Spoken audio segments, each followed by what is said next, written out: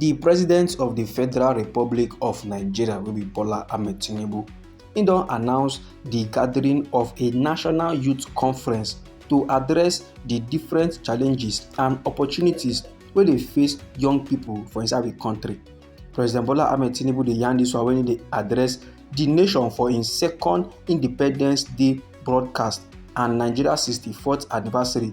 Say the conference e go provoke meaningful dialogue and empower our young people to participate actively in nation building. He say dis go dey possible by ensuring say their voices dey heard in shaping the policy wey dey impact their lives. Dis confab my good people, e go last for 30 days and e go touch on issues like education, employment, innovation, security and social justice. The president wey be Bola Ahmed Tinubu come still dey yarn for inside im address say the details of the confab and selection of the delegates e go dey designed in close consultation with the young people through their representatives. Other youth-centric programs wey the president say the administration dey do na the 3 million technical talent program wey be 3MTT of the Ministry of Communications plus Innovation and Digital Economy wey dey aimed at building Nigeria technical talent, and also the implementation of Nigerian Education Loan Fund wey be NEL fund to provide loans to students to pursue their tertiary educational dreams. Now my good people, make I yarn you small about this Nigerian Educational Loan Fund.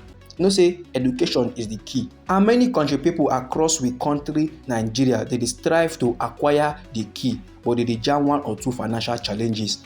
Na why this Nigeria Education Loan Fund come but to make sure say financial levels no go be challenge, no go be an issue again. This administration wey dey led by President Bola Ahmed Tinubu, he introduce this loan scheme so that every country person go get opportunity to go school, learn better thing and come out a graduate, so that person now go feel better in life, better the society and better our nation Nigeria.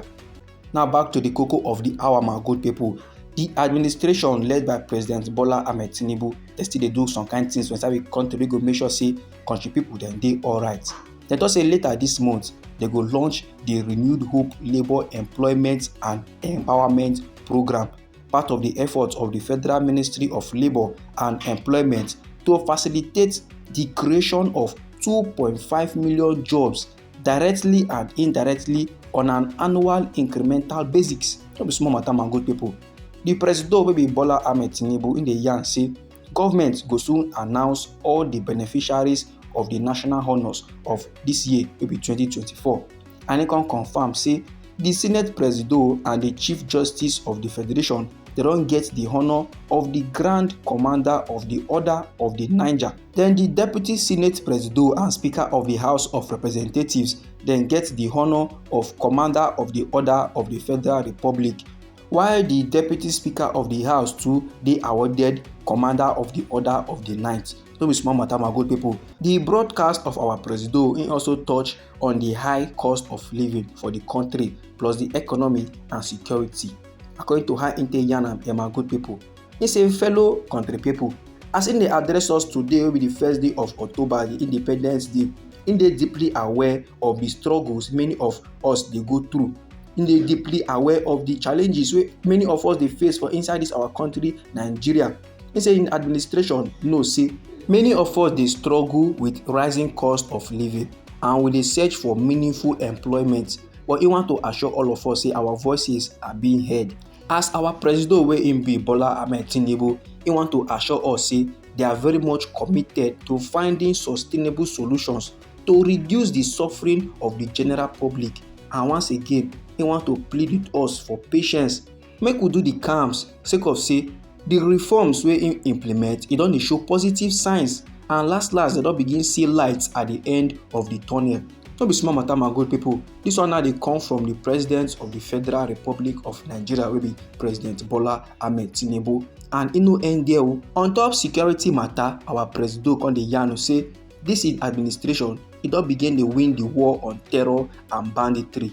He say their target na to eliminate all the threats of Boko Haram plus banditry plus kidnapping for ransom and all forms or any kind of jaguda movement for inside the country. And within 1 year, im government don already eliminate Boko Haram and bandit commanders faster than ever. As of the last count, over 300 Boko Haram and bandit commanders don dey eliminated by the gallant troops of the northeast, northwest and some other parts of the country. And inside like this now, they don restore peace to hundreds of communities for inside the north, and thousands of country people they don dey return home. And no matter how the matter be, na unfinished business e be, and their security agencies they are very much committed to ending as quickly as possible. As soon as dem fit restore peace to many communities for the troubled parts of the north, farmers now go come return to their farms, and we expect to see an increase in food production and a downward spiral in food cost. And im dey promise the general public say they no go shake on this matter. Then on economy matter, our president wey be Bola Ahmed Tinubu say the economy of we country Nigeria e dey undergo the necessary reforms to become better and more sustainable. And im come still dey yarn say this hardship wey country people dey face na necessary sacrifice. Say if these reforms no happen now to correct the fiscal policy wey dey lead to the current economic hardship and downturn, say last we country Nigeria for face an uncertain future and unimaginable consequences.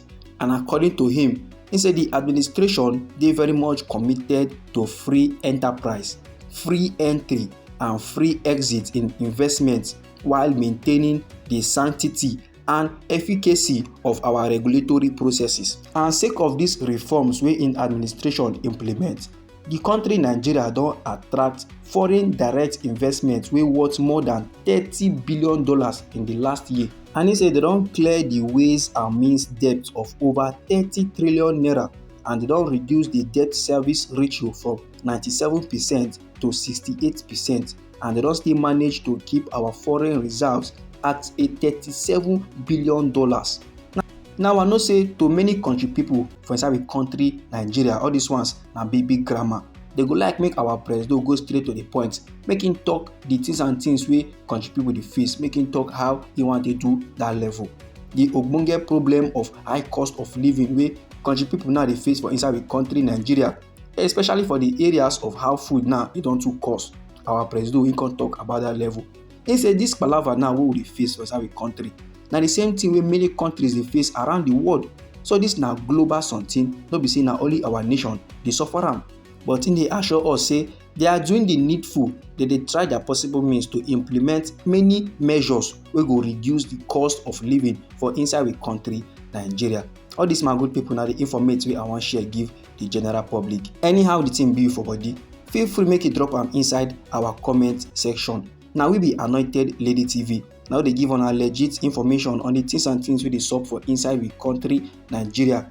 So if you like this update and you go like to receive more, try make you subscribe to this channel and try make you put on the notification bell, so that as we dey bring the news dey come, I go first receive the updates and you go get them sharp.